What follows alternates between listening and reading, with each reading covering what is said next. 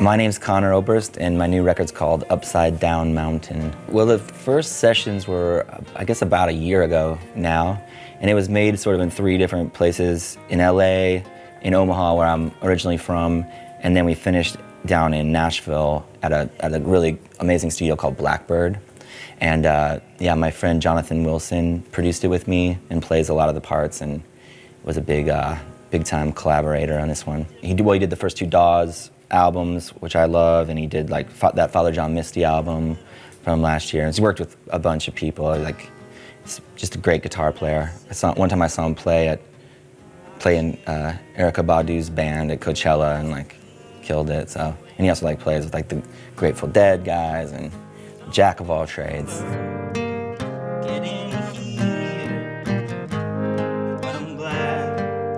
We decided like to get out of LA just because there's like Jonathan lives there and there's so much distraction and stuff, and I sort of said to him like, hey, if you could go to any studio, what would be your top choice? And that was his top choice. I think mostly based off the gear they have there. Well, I mean, the songs were written, like I said, like kind of over a pretty long span of time. So I guess, I mean, for me, I'm kind of always writing when I can. I mean, I find like creativity comes in waves, and so I just write until I feel like I have enough, like a batch of songs that could make for a good record.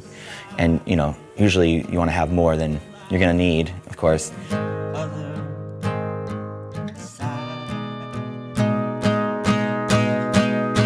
For me, like, strangely enough, and this could maybe not be a good thing, but just, I don't feel like my basic fundamental process for writing songs has really changed since I was 13, you know? It still kind of happens in the same way. I mean, sure, that subject matter is different or whatever, you know, I used to sing about like Atari games and stuff like that, but, you know, it's, that all changes, but, you know, for me, the fundamental way, which is usually like starting with a vocal melody and then putting words to fit the melody that I find interesting or you know, that's kind of it. My mind. But the first song I did with Jonathan was this song called Zigzagging Toward the Light, and I don't know, I kind of had an instant feeling of like, this could be my guy. You know, I still tried it with a few other people, but I don't know, we just communicated really well in the studio, and whenever you have that kind of effortless rapport with someone, I think makes for, you know, a better recording experience, you know, because you're kind of on the same wavelength. Just cross the bridge. So Dawes is going to be my backing band for the first few legs of the tour for the record, which will be, I think, perfect because, you know, they, like I said, Jonathan produced their first 2 records, and I think more than anyone, they're probably the most, you know, qualified, equipped to you know, bring what Jonathan did on the record onto the stage. And plus, I'm a huge fan of their band, and they're like, I mean, they're amazing players. They've backed up, I mean, way more like heavy hitters than me, you know, Jackson Browne and Robbie Robertson and Glenn Campbell. I mean, like, they've played with all sorts of people, so I think it'll be easy for them to get on my songs.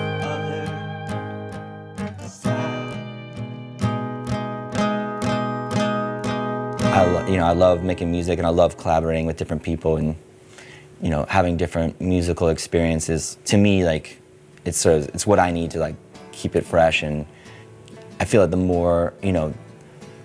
more sort of engaged and kind of on your toes you can be, I think makes for better work. And so I think the idea of switching it up and playing with different bands and working with different people, you know, anyway, keeps me sort of interested and in the zone.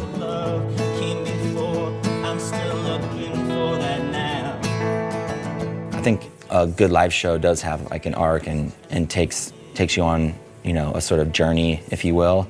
And yeah, trying to figure out, I mean, actually that's what I'm doing with Dawes right now, is just kind of emailing back and forth, trying to figure out like what songs to, I mean, obviously play a lot of the new record, but what are my old songs to play, like which ones they want to kind of take on. And because also every live experience, or every band, I very rarely have the same band from tour to tour. So being open to that interpretation of whoever your musicians are I mean, I always think of like a song as kind of having like 3 lives. That's like the song as it exists in my mind, you know, the melodies, the words, the way I think of it when I sit down and play it. And then there's the recording, you know, which there's sort of the document, which will hopefully live on for a certain amount of time, and a lot of people will experience it in that form. And then there's the song every time you get on stage and play it, which is different, you know, every night, really, and is so dependent on what's happening, you know, with the band and the audience and the venue and your blood sugar and every other thing going on, you know, the air conditioner. I mean, everything plays a factor into like what that version of the song will be. Maybe no one really seems to be the person that they mean to be. I hope I am forgotten when I die. I think sequence is really important in records, and I don't know, maybe I come from a sort of prehistoric time, but I still believe in like the record as an art form, you know, and I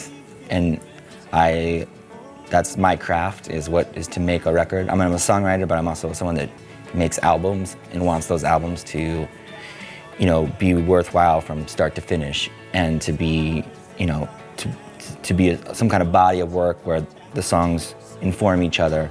Not that every album has to be, you know, some kind of concept album, but just, you know, that it sits well together. And so, yeah, I think sequence is definitely important. And like for this, I actually struggled a lot on this album trying to decide, because we recorded more songs than are on the album, obviously, and figuring out which ones to leave off and kind of what mood to come out. Because I think there's a lot of different sort of moods on the album, so to see which way the horse should walk down the path or whatever, you know, that was kind of part of it.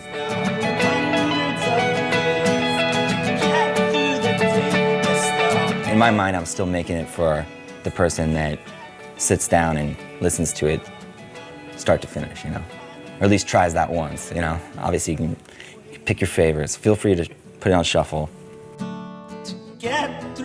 Hi, I'm Conor Oberst. Look for me on Last.fm. Just find one.